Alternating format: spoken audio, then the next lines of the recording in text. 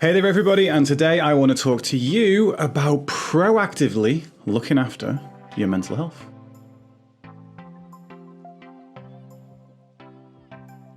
Hey there everybody, my name's Dave, aka Mindset by Dave, and I have been a mindset and mental health coach for the past 4 years, helping people get unstuck with whatever might be holding them back up there. As well as putting videos up here on YouTube, I also stream live every Tuesday from 10 AM till 4 PM and every Saturday from 7 PM until 10 PM over at twitch.tv/mindset by Dave. And on top of that, we also have a Discord community, which is up on screen and linked below, where you can come along and you can talk about these things, mindset, mental health, personal development, pretty much whenever you like. Anyway, on with the content. So today I want to talk about proactively looking after our mental health. And specifically, the analogy I want to go with is, do you treat your self-care like painkillers or like a multivitamin? And what I mean by this, if we think about the nature of each of those two things, painkillers, we don't tend to take painkillers proactively. It's not like, oh, I might get a migraine, so I'll take some. We take them once the pain is already there. We see painkillers as a way of managing a problem and trying to eradicate a problem that is already in existence. And the thing is, by the time that the pain's already there and you take the painkillers, it could take 20, 30, 40 minutes before the pain-killing effect actually kicks in. So you're suffering for that length of time.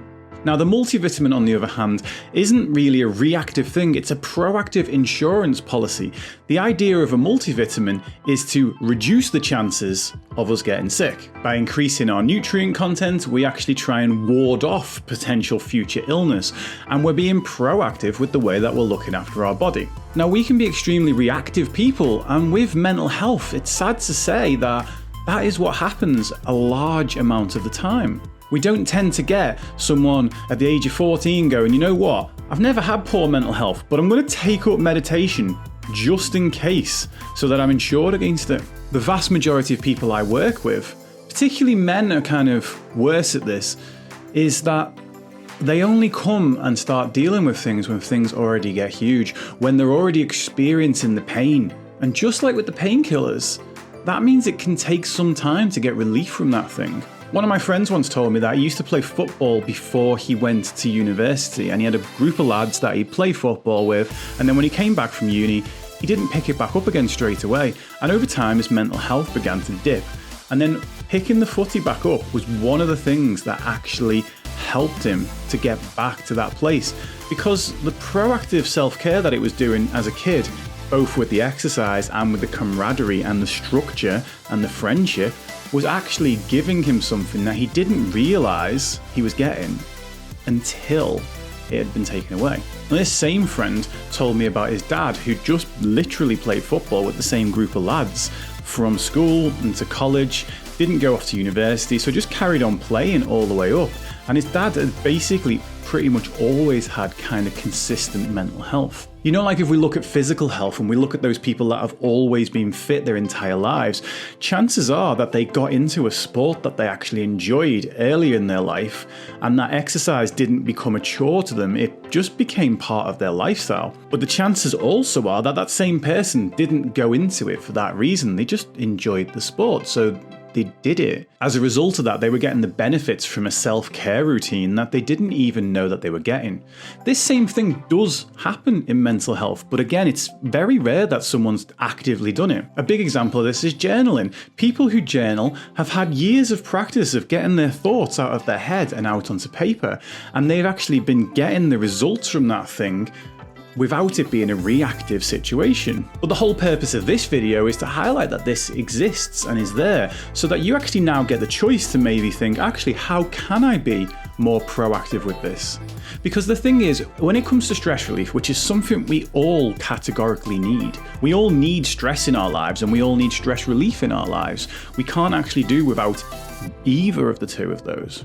But when it comes to stress relief, if you're trying to relieve your stress before you reach that boiling point, rather than trying to relieve it after you've already reached that boiling point, first of all, you're going to have an easier time, but second of all, you're actually going to reduce your own suffering. You're going to take away that 20, 30, 40-minute period, which that's with painkillers. With stress relief, it could be 20, 30, 40 days. if you hit a point of a breakdown.